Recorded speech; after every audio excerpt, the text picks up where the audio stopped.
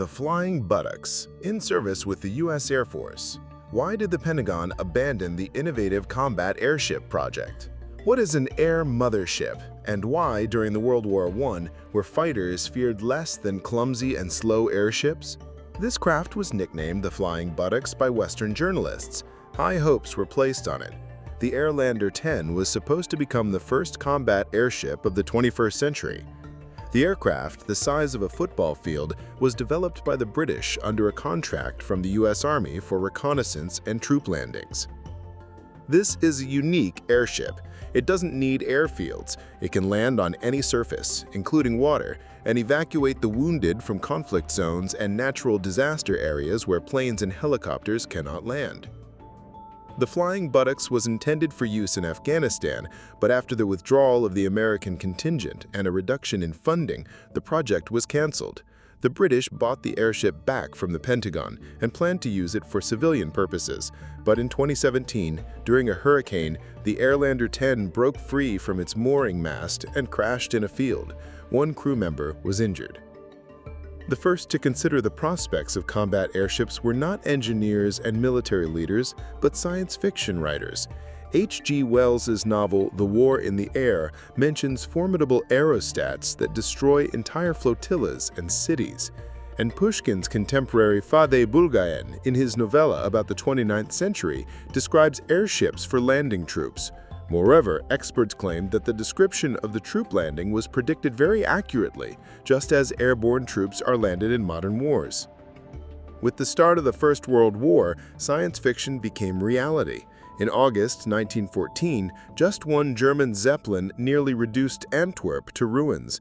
In a single raid, 60 houses were destroyed and 900 were damaged, meaning they were effectively on fire. This, of course, caused panic and, of course, great damage. The British also suffered considerable damage from the German raids. They were unprepared for massive air attacks, largely due to overconfidence. After centuries of wars, the English had grown accustomed to feeling safe on their island. In 1914, the First Lord of the Admiralty, Sir Winston Churchill, addressed the House of Commons, assuring them that any airplane that dared to approach the coast of Great Britain would be immediately destroyed by British fighters, which Churchill compared to a formidable swarm of bumblebees. But the British did not anticipate that the Germans would send airships to attack. On January 7, 1915, Kaiser Wilhelm II authorized the first bombing raid on the United Kingdom. 2 airships took off from a base near Hamburg and set a course for British ports. They dropped 10 bombs on working-class neighborhoods. One of the shrapnel fragments decapitated a shoemaker named Samuel Smith. He became the first British civilian in history to be killed in an air raid. That same night, the bombings claimed 3 more lives, including that of a 14-year-old named Percy. During the First World War, German airships dropped over 162 tons of aerial bombs on England. Airplanes of that era could not handle such a task. Their ammunition load was limited due to low cargo capacity. German airships were called Zeppelins, after their inventor Count Ferdinand von Zeppelin. To develop these aerial giants, he mortgaged his estates and family jewels and was on the brink of ruin. Success came to the Count only after testing his third airship, which he built with his last remaining money. This Zeppelin completed several successful flights and reached a speed of 60 kilometers an hour. As a result, the Reichstag allocated 500,000 marks to the designer for further projects. And for good reason. The Zeppelin L-30 became the most formidable and fastest airship of the First World War, which fought from 1915 until the end of the First World War and was fortunate enough to survive. In its numerous raids on the British Isles, it probably offloaded tens of tons of bombs. And in 1916, German airships almost bombed Petrograd. The capital of the Russian Empire was saved by bad weather. They could see the lights of Nevsky Prospect, but the wind, an easterly wind from Lake Ladoga, was so strong that, firstly, they were moving against it at full engine power but at a snail's pace.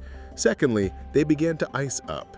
They realized that if they insisted on principle and tried to bomb Petrograd anyway, they would simply run out of fuel for the return journey. In the early years of the war, airships were considered invulnerable to anti-aircraft guns and aviation. The sky whales soared at cloud-level altitudes where Arctic shells could not reach and airplanes could not climb. But even if an airplane did attack an airship, bullets caused little harm to the giant because its envelope consisted of several separate compartments. And there was a curious incident where a British pilot, having used up all his ammunition but still failing to down the airship, decided to ram it. He flew into the structure, effectively breaking its hull in half, and he himself survived. He was thrown from the plane, fell on the bursting gas bags, and slid down them. The crew gave him a very severe beating. The best military minds in Europe worked on developing ways to combat these sky leviathans. One of the most original methods was devised by British pilots. They attached a grappling hook to their planes, which they used to try to snag a descending airship, much like a small boat catches a whale. An incendiary device was attached to the end of the hook, which would explode upon contact with the airship's envelope. However, this method was largely ineffective due to its difficulty of application. The most effective weapons in the fight against airships turned out to be incendiary bullets. They would ignite the hydrogen, and the aerial giant would instantly turn into a flaming torch. The pilots had no chance of survival, as parachutes were rarely carried on board the airships. In the event of an airship being hit, a fire could spread so fast that you wouldn't simply have time to put on a parachute and use it. They preferred to crash rather than burn alive. To protect themselves from fighters, airships had to climb higher and higher, literally above the clouds. But from such heights, it was difficult to conduct reconnaissance and precision bombing. So, a very original device was created, a small gondola, like a tiny airplane fuselage with a tail assembly. A single observer sat inside. This gondola was lowered on a long cable, hundreds of meters long, down from the airship. The observer in the gondola had a telephone line connecting them to the airship's bridge. However, in the event of an attack on the airship, the pilots didn't always have time to raise the cabin back on board. In such cases, the cable was quickly cut. Falling from that height, the observer would be smashed to pieces, leaving almost nothing behind. In 1937, the Zeppelin Hindenburg crashed in the USA. During its landing, a stray spark ignited the hydrogen and it exploded.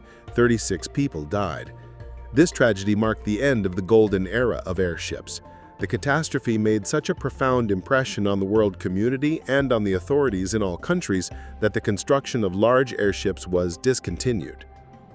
However, not all countries abandoned the military use of airships. The Americans continued to build aircraft that were filled not with hydrogen, but with safe helium. The U.S. has large reserves of this gas. In the U.S., they even built aircraft-carrying airships, which were nicknamed air motherships. They had a special trapeze hook to which airplanes would attach. Then, using a winch, they were lifted on board for refueling. The U.S. Navy actively used airships for reconnaissance and to combat German submarines. The submarines were attacked with depth charges. The USSR also had a fleet of airships. However, they were used not for bombing, but as giant refueling stations. They delivered hydrogen for barrage and reconnaissance aerostats.